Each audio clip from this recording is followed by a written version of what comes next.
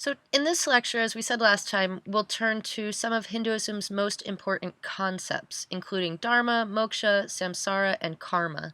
It's a lot to take in quickly, but getting a good understanding of these concepts will help us to understand the development of Hinduism and will help us as we turn our attention in the next unit to Buddhism. So really make sure that you don't pass these over without knowing what's going on with them. But first, let's look at this word itself. What does Hinduism mean? This is a word applied mostly by Westerners to denote the majority religion of India. The only groups not included in this category were groups that already had clear non-Hindu identities, such as Jains or Buddhists or Muslims, Jews, Christians. There is no corresponding word indigenous to South Asia or India. The word Hindu comes from the Persian word for the Indus River, which is marked on this map in blue. See that? This is the Indus River. So you can imagine that conquering Muslims coming from the northwest around 1200 CE gave this name, Hinduism, to the people living on the east of the Indus River, who were not obviously adherents of another already named and defined religion. The word was later applied by the British in the 19th century to non-Muslim natives of South Asia, and it became at that point an umbrella term for about 80% of the people living in the Indian subcontinent. Now you can see from this development why it is that there is such enormous diversity within the tradition. Hinduism is a vague term, but it is one that represents a worldview with which people identify. And often from within the tradition, folks will refer to Hinduism as Sanatana Dharma, or the eternal way. There's been some move in Western textbooks on religion to adopt this designator, but it's longer, and Hinduism is pretty well established as a name, and I don't see it going anywhere anytime soon. And though the name can be seen as something of a geographical accident, right? Let's go back. Everyone living on the other side of that river gets the name of that river attached to their religion, right? So whatever you practice in small kinship-oriented tribal groups, right, for the most part, you're all going to be Hindus or religious people on the other side of the Indus River. So it's a little bit of a geographical accident, but while it isn't considered offensive. So people within the tradition don't resist it. Hindu, yeah, okay, so it is geographically accidental, but it's also very, in that way, environmentally emplaced, localized. So Sanatana Dharma is, it is another phrase, and you will often see it in even in textbooks, and it is another name, a more native to the tradition name for the large umbrella worldview that is known more generally as Hinduism. But it does lead us smoothly here into Dharma, a concept central to Hinduism. Dharma is a Sanskrit word. I haven't written that, so Sanskrit. That's the language that we're going to be working with primarily in the context of Hinduism. It's a Sanskrit word used to express a range of concepts: law, duty, obligation, justice, destiny, virtue or virtuousness. The word might come closest to translating the Western concept of religion, for which, again, there is no indigenous term. It might come closest, but it's not exactly coterminous. It's not exactly the same word. Dharma refers to both religious and social obligation.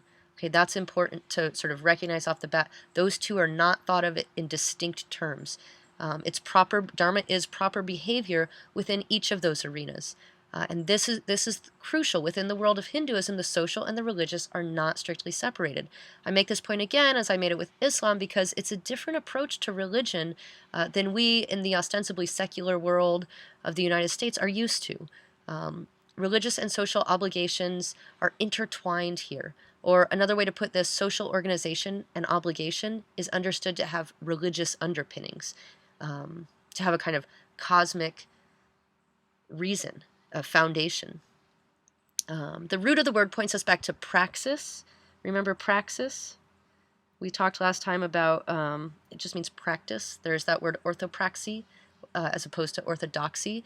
But the root of this word brings us back to praxis and the emphasis on practice, which we mentioned last time. It means to hold or uphold or support. And it's more about what one does than it is about what one thinks or believes. One definition that I take from Karen Harris, who teaches classes on yoga's foundational text and traditional development within our department at HSU, I put here on the slide, Dharma can be understood as the potential for society to flourish through the establishment of justice. And it makes sense within its own context to think of it that way. It's kind of a long-winded definition, but it's probably the best one I've heard. The potential for society to flourish through the establishment of justice. And in this way, it bears on the individual. You must act. Everyone has a dharma. You don't get to sort of not have a dharma. Your dharma is your responsibility. The question then becomes, what would you do to fix society? How would you help to support or uphold what is right? There's never a clear answer to that.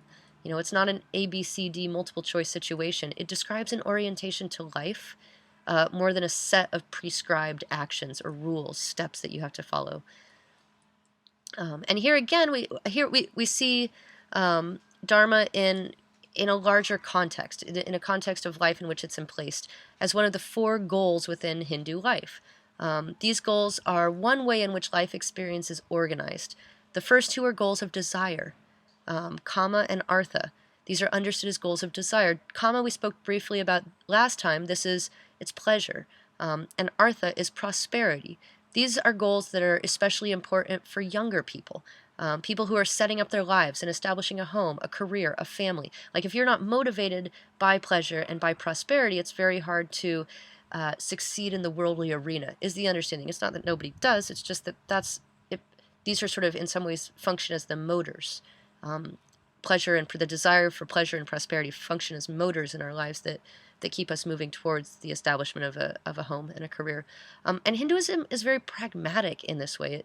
It sees that we seek pleasure, that we do that, and that if family is important, which it is in the Hindu context, again, kinship, I'm going to keep using this word. Kinship is huge in the world of the Indian spiritual tradition. So if family is important, then pleasure should be sought. Of course, there's a time and a place, and when one is very, very old, having already supported one's family, then pleasure is no longer as necessary, and it isn't celebrated as a central goal at that point toward which one ought to aspire. But when we're young, pleasure is important, as is prosperity. From another vantage, one might say that the first 2 goals are ego-driven, and there are religious contexts where such egoistic goals are not celebrated, but here they are. They are the goals of desire, and they're part of this life, and they're not strictly ego-driven in this context because they're so emplaced within a larger community. If I don't seek pleasure, if I don't seek prosperity, it will be very difficult for me to, reproduce, to have my children, and then to support them. So it is contextualized within kinship or family. After kama and artha, these goals of desire, come the goals of renunciation, dharma and moksha. I don't mean to suggest that these goals are strictly overlaid on age, that you sort of step through them. First you go to kama, then artha, then dharma, then moksha. It's not like that, but dharma more than any other really points to that. Like I said, everyone has a dharma. From the time you're born to the time you die, you have a dharma. But it's true that the goals of renunciation are more central to a mature life, and they're recognized as such. And the final goal is moksha, or release. Now, religious studies scholar Houston Smith, whom we met in Unit 1 very briefly, describes moksha in this way. It is the state of infinite being, which is sat, infinite awareness, chit, and infinite bliss, ananda. So though Buddhism will make more of a doctrinal point of this, moksha in Hinduism is also the relinquishment of desire and of the attachment that comes with desire. So moksha is the liberation from the otherwise ceaseless round of rebirth and redeath and rebirth and redeath, and that known as samsara. And so here's a question. In America, we don't usually divvy up life in terms of these goals, and we don't generally acknowledge pleasure as a spiritually significant life goal. But think about this. How might understanding your life in terms of these goals help you? And on the flip side, how might such an understanding complicate your life?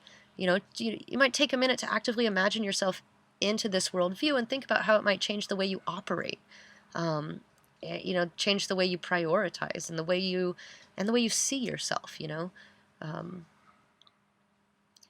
That's a good question. And if you might pause on that. But anyway, back to moksha. This is one of those endless series of keep calm images that have taken over the internet. Kind of cute. Keep calm and achieve moksha is what it says. So the elephant figure at the top of this image is the god Ganesh, who again we'll meet in a later lecture when we talk about the pantheon. But moksha is liberation from the round of rebirth or re-death, and that round or cycle is known as samsara. It is this world where everything wanders, everything flows, everything passes, everything changes. It's constant round of flux and flow. Samsara appears first in the Upanishads, sacred texts that came after the Vedas, and which we'll talk about more later. But we'll note here that as a concept, it came a little late on the scene. It wasn't there at the earliest historical beginnings of what we call Hinduism, right? Samsara isn't only what happens when you die, the change and rebirth that is understood to take place at that point. It is the perpetual death and rebirth of every microsecond of your life. So that's really like, this is one of those sort of try to get away from strict conceptualization and sit for a minute, actively imagining yourself into how that makes sense, what that might mean. It refers to all phenomenal existence and to the constant rebirth and re-death in every aspect of this life, every aspect of this material world. And not just material, but also psychological, also relational, also social, all of these things, the ways in which something's always, it's always passing. You can't get a grip on any of it. So that's samsara. And this image plays on the Hindu and the Buddhist. This we'll see looks a lot like a figure from Buddhism. We'll meet later, but it's taken from the 2011 film that I just want to throw it in there and recommend it to you while we're talking about samsara. The film is called Samsara. It's a visually stunning film, although it gets a little weird at the end. I don't know, but anyway, it's most of it doesn't involve any dialogue, and its goal seems to be to stun you visually. It gets a little weird at the end, but it does I think in a kind of art film sort of way try to get at this notion of what samsara might mean in our experience in this world. So finally, the last thing we'll look at here is karma. The word means action or work, but it refers to both actions and the effects of those actions, taken all together. So importantly, it is not a merit system. It's not like you're looking for, points. This is not some grand game of darts. You're not looking to bank good karma. There's no good or bad karma. We learn from our mistakes and from our virtues, and attachment to virtue is still attachment. Still what embroils us in samsara. So I might be the most, virtuous person out there, but if I'm attached to my virtue, I will be reborn over and over and over, and maybe the world needs me to be, right? And, I'm not that person, but what's important about that is it isn't like rebirth is strictly a punishment for bad deeds. Like you stowed up too much bad karma, so you have to come back. No, you have karma. It is attachment. It is your actions and the effects and the way they keep reverberating through this cyclical process, right? It is the mechanism that governs the samsaric system. It is a classic expression of moral accountability, but without the kind of really clear good, bad. It's a law like gravity is a law, not like traffic laws are laws, right? It's a descriptive law, not a proscriptive law or a prescriptive law. It just is what it is. So, which is to say that karma, it's descriptive. It refers to the way that things are. It doesn't try to tell you the way things should be. At least that's how it understands itself. It's not trying to tell you, oh, this is how it should be. This is what you should get. And again, we see this concept, very pragmatic concentration on orthopraxy as opposed to orthodoxy. It's not trying to script the world. It's just trying to describe it. And so to close, we've got this cartoon. Just to highlight a common mistake in the West of seeing karma more as judgment or as punishment, as a sort of tit-for-tat payback system. It isn't that. It is simply the totality of our actions in this life and the uncountable, unfathomable effects of those actions. So next time we'll turn to the very early history of Hinduism, what Prothero refers to as the first geological layer.